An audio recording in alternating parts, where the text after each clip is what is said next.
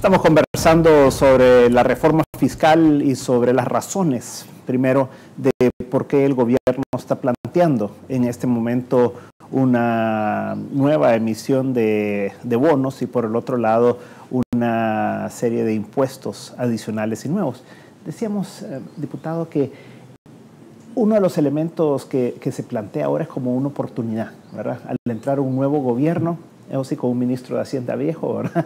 Pero entrando un nuevo gobierno se plantea como una oportunidad de poder plantear todo el contexto, ¿verdad? Y no solamente parches o medidas específicas que al final de cuentas pueden ayudar a paliar una situación, pero no la van a resolver.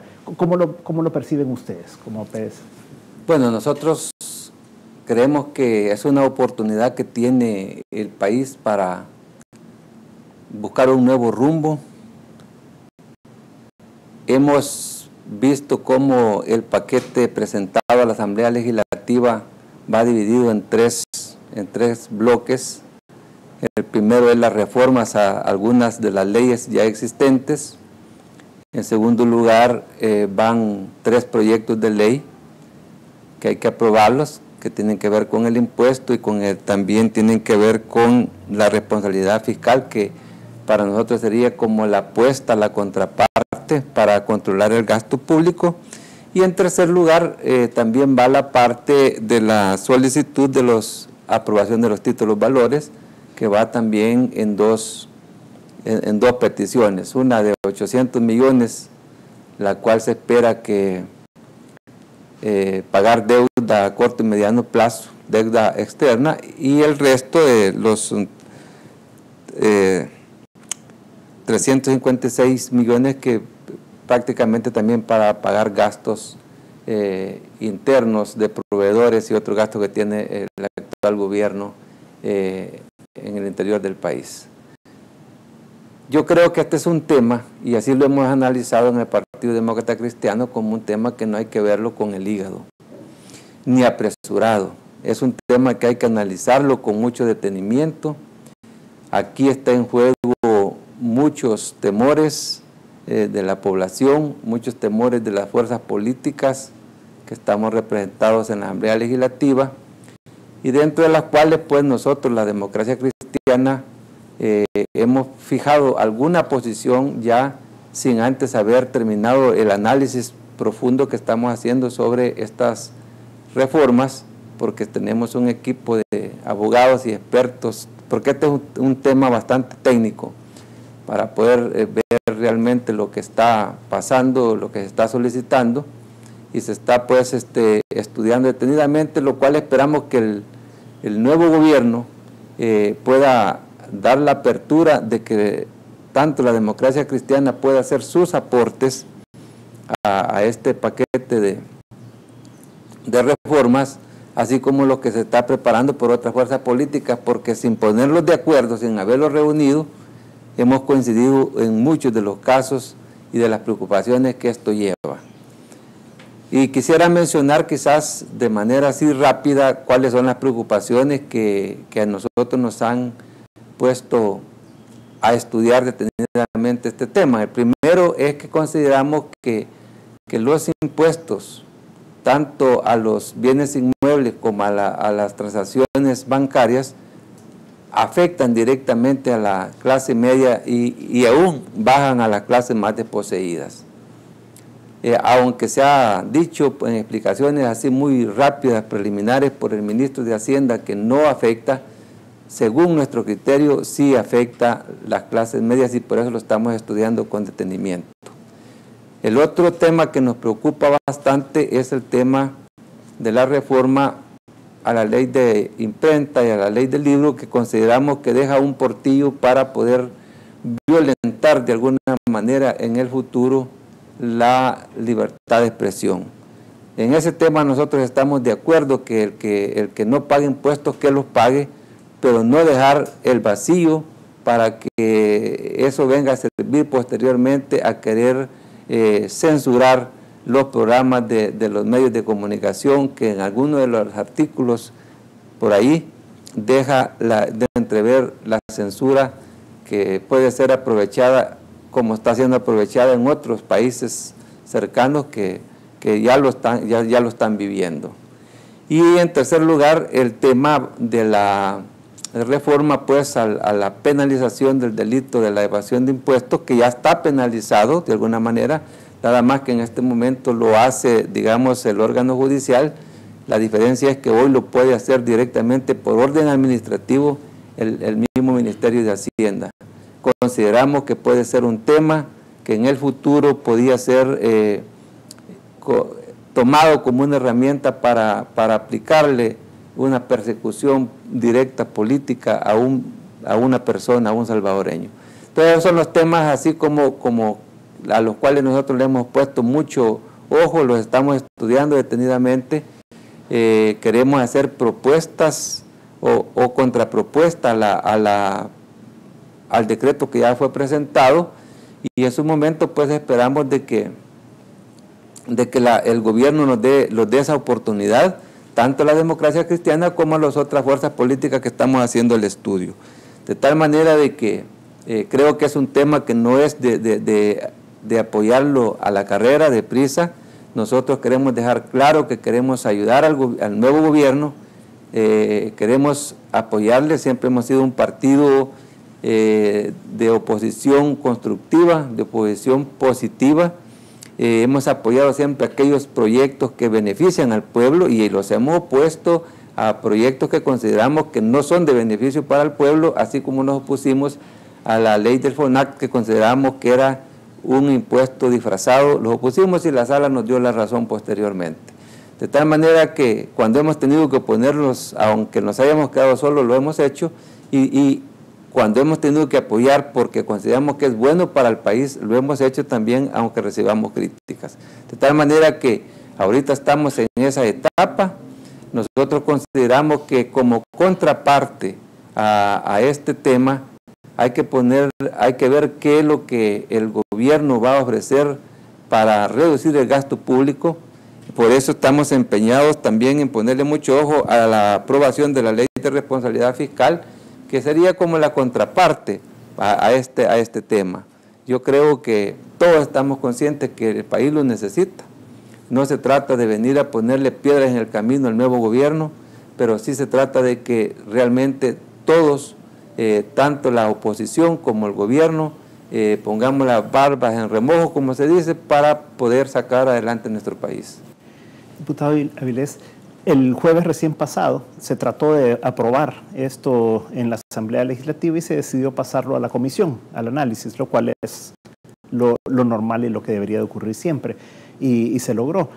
Ahora, ¿cuál debería ser el camino que debería de seguir la Asamblea Legislativa y, digamos, un poco más amplio la sociedad? Porque también el gobierno entrante ha planteado la posibilidad de un diálogo con los diputados y los partidos políticos, pero también con otros actores de la sociedad. ¿Cuál sería su sugerencia o cómo creería usted que debería de seguirse de aquí en adelante?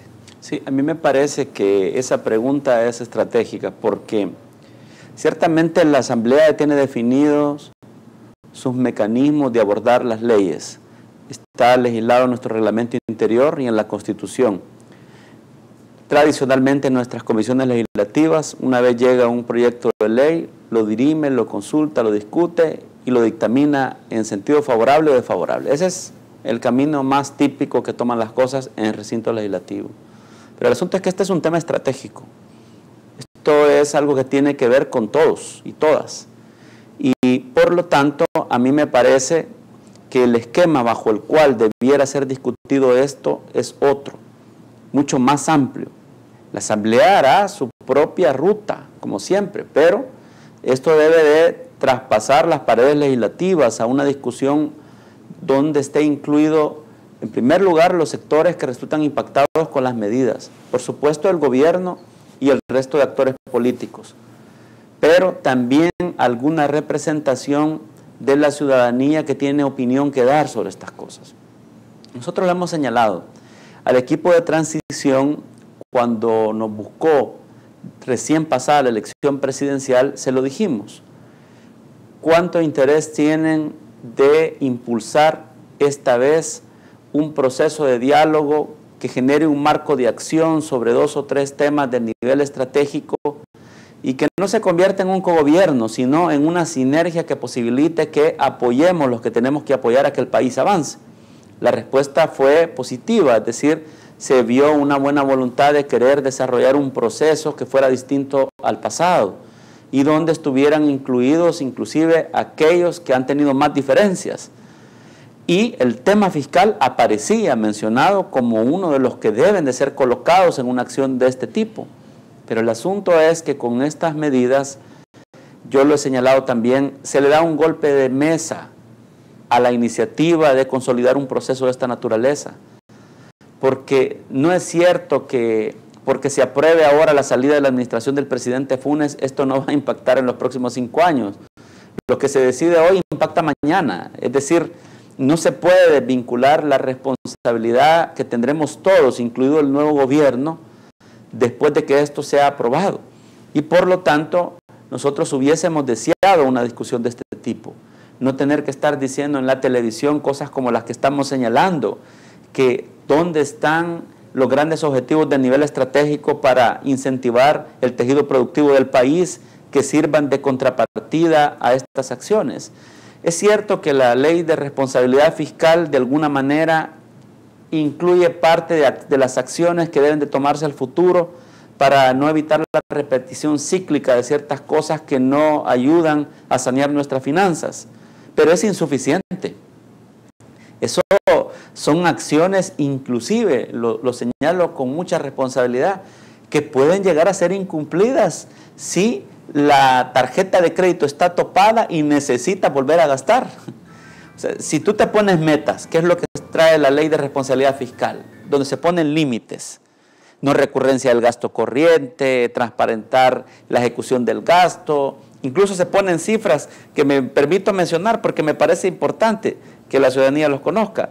Se menciona en la ley de responsabilidad fiscal, por ejemplo, controlar los déficits fiscales con la finalidad de disminuirlos de manera sistemática, alcanzar balances primarios sostenidos en el mediano y largo plazo sin incluir el costo previsional, pasando de menos 0.5% en 2014 a 0.6% en 2015.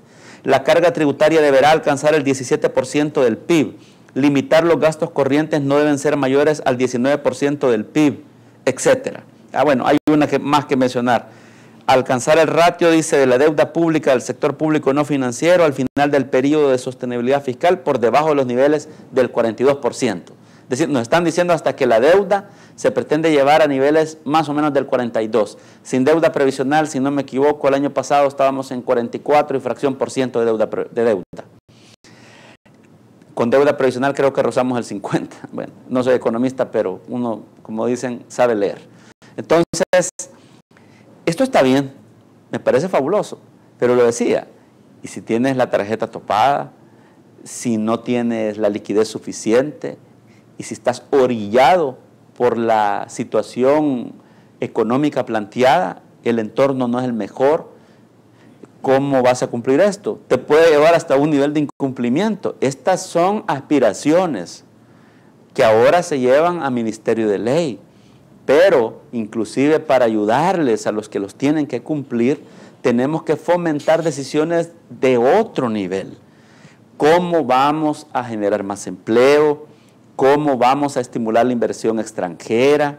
¿Cómo vamos a hacer que la inversión de los privados nuestros sea sostenible y no se vayan a invertir a otro lado? ¿Cómo hacer que el Estado tenga sus cuentas al día para invertir? Porque también es un inversionista público.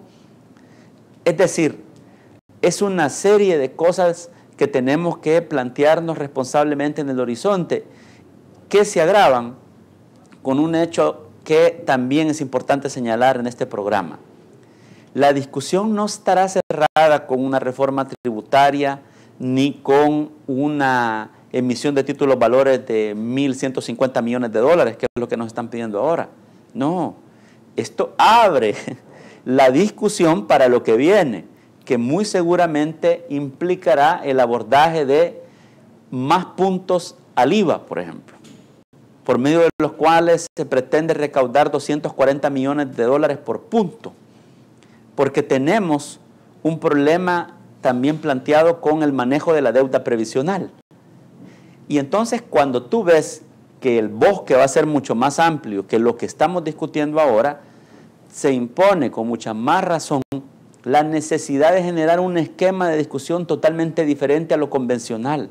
Llamémosle acuerdo de país o como queramos.